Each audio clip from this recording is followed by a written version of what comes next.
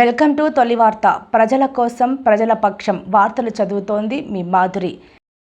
వరుడు చనిపోతే ఆ వరుడు యొక్క కోస చాలా మంది పర్యాటకులు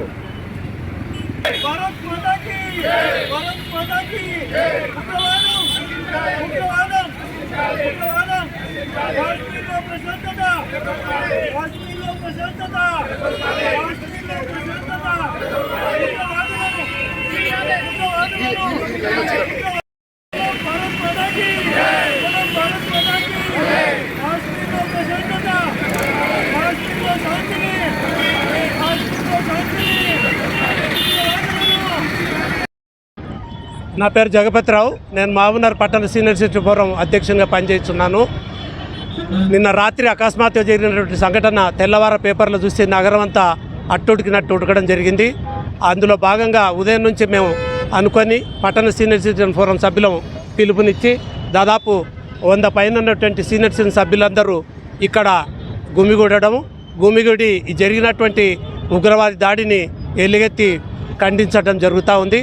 అక్కడ ముఖ్యంగా అప్పుడే పెళ్ళైనటువంటి 6 దినాలు పెళ్లి కాకుండా నవవధువు భర్త చనిపోయి ఆ వధువు యొక్క గోస ఆమె ఏడుస్తున్నటువంటిది దేశమంతా కన్నీరు గార్చినంత పని అయింది. మరి హుటాహుటిన ఎక్కడెక్కడ ఉన్నటువంటి రక్షణ దళాలు మన నాయకులు అందరూ కదిలి రావటం జరిగింది. మరి కొంతకాలంలో ఎన్నికలు జరిగిన తర్వాత ప్రశాంతంగా ఉన్నటువంటి కాశ్మీర్లో ఈ జరిగినటువంటి దాడిని అక్కడ ఉన్నటువంటి పాలకపక్షాలు ప్రతిపక్షాలు అన్ని రకాల ప్రజాప్రతినిధులు రాజకీయ నాయకులు ఖండించడం జరిగింది.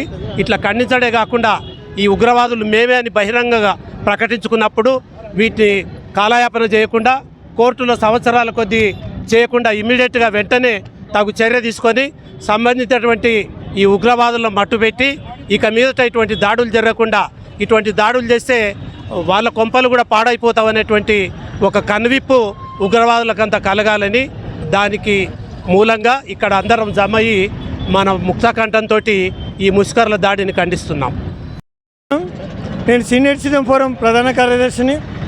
నిన్న కాశ్మీర్ లోపల ప్రశాంతంగా ఉండే వాతావరణం లోపల అకస్మాత్తుగా ఉగ్రవాదులు దాడి చేయడం అమానుష్యం. దీన్ని తీవ్రంగా సీనియర్ సిటిజన్ ఫోరం వాళ్ళము ఖండిస్తున్నాము. తర్వాత అమాయకులైన పర్యాటకుల పైన దాడి చేయడము అమానుషము. తర్వాత ఇటువంటి దాడులను ఎప్పటికైనా మనం ఖండించవలసిందే. అదేవిధంగా ఉగ్రదాడులను తర్వాత ముష్కరులను వెంటనే శిక్షించాలని మా సీనియర్ సిటిజన్ ఫోరం తరఫున డిమాండ్ చేస్తున్నాం. మొన్న జ్యూరీ, నిన్న పుల్వామా, నేడు పహల్గామ్లో జరిగిన భయంకరమైన సంఘటన యావత్ ప్రపంచాన్ని దిగ్భ్రాంతికరంగా చేసింది. ఇది నిస్సంకోచంగా అందరూ ఏకకంఠంతో ఖండించాల్సిన నరమేధం ఇది. ఈ నరమేధంను భవిష్యత్తులో ఇంకొకసారి ఇలాంటి ఉగ్రమూకలు తెగబడకుండా వాటిని సమూలంగా నాశనం చేసేందుకు ప్రయత్నం చేసే దిశగా ప్రయాణం చేయాలి మనం. లేకపోతే ఇటువంటి ఉగ్రముఖలు మళ్ళీ ఇంకా విజృంభించి దేశాన్ని అల్లకల్లోలము అస్థిరపరిచే దిశగా ప్రయాణం చేస్తున్నాయి. కాబట్టి దేశంలోని దేశ నాయకులు మరియు దేశ ప్రియులు అందరూ ఏకకంఠంతో ఒక్కటై ఐకమత్యంతో దీన్ని ఖండించడమే కాకుండా దీన్ని ఎదుర్కోవాలి. లేకపోతే భవిష్యత్తులో ఈ భారత ఉపఖండంలో హిందువుల ఉనికి కూడా లేకుండా పోతుంది. హిందువులపై చేస్తున్న అరాచకత్వాన్ని మనం ఈ మొదట్లోనే తుంచివేయాలి. లేకపోతే భవిష్యత్తులో నాశనమైపోతామని ఆనాడే డాక్టర్ బాబాసాహెబ్ అంబేద్కర్ పార్లమెంట్లో చెప్పాడు. ఆయన చెప్పిన మాటల్ని ఈ కాంగ్రెస్ పార్టీ పెడదోవన పట్టించి దేశాన్ని అధోగతి పాలు చేసింది. కాబట్టి దేశ ప్రజలారా, మీరు ఇప్పటికైనా గ్రహించండి, ఈ దేశం ఎటువైపు ప్రయాణం చేస్తుంది, ఈ దేశం ఏ దిశగా ప్రయాణం చేస్తుంది. ఈ దేశాన్ని, ఈ యువతనే కాపాడాలి. దేశంలో ఉన్న సీనియర్ సిటిజన్స్ కూడా దీన్ని గ్రహించాలి. గ్రహించి ఈ యొక్క నరమేధాన్ని ఆపడానికి ప్రయత్నం చేస్తారని నేను మహబూబ్నగర్ యొక్క సీనియర్ సిటిజన్స్ తరఫున దేశ పౌరులందరికీ ప్రార్థన చేస్తున్నాను. నమస్కారాలు. దురదృష్టం ఏమిటంటే ఎంతో ప్రశాంతమైన వాతావరణం ఉన్న జమ్మూ కాశ్మీర్లో ఇలాంటి దుర్మార్గపు చర్య కావడం చాలా దుఃఖించాల్సిన విషయం. ఒక ముస్లింగా పాలమూరు పట్టణ పట్టణంలోని ముస్లిం సమాజం అందరి తరపు నుంచి నేను దీన్ని తీవ్రంగా ఖండిస్తున్నాను. సోదర మహాశివులారా, ఈరోజు మనం చూస్తున్నాము పత్రికల్లో, మీడియాలో ఏమని వస్తుంది అంటే ఆ వ్యక్తికి తన మతము అడిగి మరీ చంపేశారు అనే ఒక వాదన మనం వింటున్నాము. సోదర మహాశివులారా, ముఖ్యంగా మనం చెప్పాలి అంటే ఉగ్రవాదానికి ఏ మతము ఉండదు. ఉగ్రవాదానికి అసలు మతం అనేది ఉండదు. అతను ముస్లిం అయినప్పటికీ, హిందూ అయినా, క్రిస్టియన్ అయినా అతడు ఇలాంటి దుర్మగు చర్య చేశాడు అంటే అతనిలో మానవత్వం లేదు, అతనిలో మూర్ఖత్వం మాత్రమే ఉంది. కాబట్టి మనము అతనికి ఒక మూర్ఖుల్లా చూడాలి, కానీ ఒక ముస్లింగా, ఒక హిందూగా, ఒక క్రిస్టియన్గా మనం ఎప్పటికీ చూడకూడదు. అలాగే సోదర మహాశివులారా, ఇస్లాం ఎంతో శాంతియుత బోధనలు చెప్తుంది. అలాంటి శాంతియుత బోధనలు చెప్పి మరి ఇస్లామిక్ పేరు పెట్టుకొని మరి ఆ నూతన వధూవరులను అలా హింసించడము, ఎంతోమందికి చంపడము ఇది సమంజసం కాదు. దీనికి మేము తీవ్రంగా ఖండిస్తున్నాము. కాబట్టి ప్రభుత్వానితో మేము ఒకటే విన్నపం చేసుకుంటున్నాము, ఆ దుర్ఘటన చేసింది ఎవరో అది తెలుసుకొని విచారణ చేసి వారికి తక్షణమే శిక్షించాలని కోరుతూ ముగిస్తున్నాను. ప్రజాప్రభుత్వము భారతదేశంలో అందరూ కూడా ముస్లిమ్స్, హిందువులు ఎంతో కలిసి ఉన్నాం. మనము ఇటువంటి కార్యక్రమం చేయడము ఎంతో దుర్మార్గము. ఇటువంటిది జరగకూడదు. ఎందుకంటే మనము ఎంతో కలిసి ఇక్కడ జీవిస్తున్నాము. భారతదేశంలో ముస్లింలకు ఎంతో జాగ్రత్తగా ఉన్నారు వాళ్ళు. ఇటువంటిది వాళ్ళు చేయడము, ఈ పాకిస్తాన్ వాళ్ళలో ఉగ్రవాదులు ఎంతమంది ఉన్నారు వాళ్ళంతా కూడా పాకిస్తాన్లో తరిమేయాలి వాళ్ళను.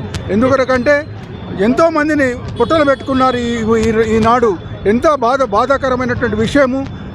మనం ఏకకంఠంతో మనము వాళ్ళనంతా కూడా ఏకకంఠంతో మనము వాళ్ళకు శిక్ష పడేలా చేయాలని చెప్పి కోరుతూ ముగిస్తున్నాను. జాహి.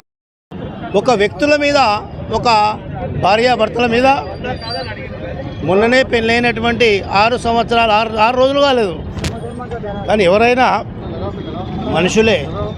మానవత్వం అనేది మనిషికి ముఖ్యమైనది. సార్ చెప్పారు ముస్లిం సోదరులు వాళ్ళు మూర్ఖులు. ఇస్లాం అని చూడరు, మతం అని చూడరు.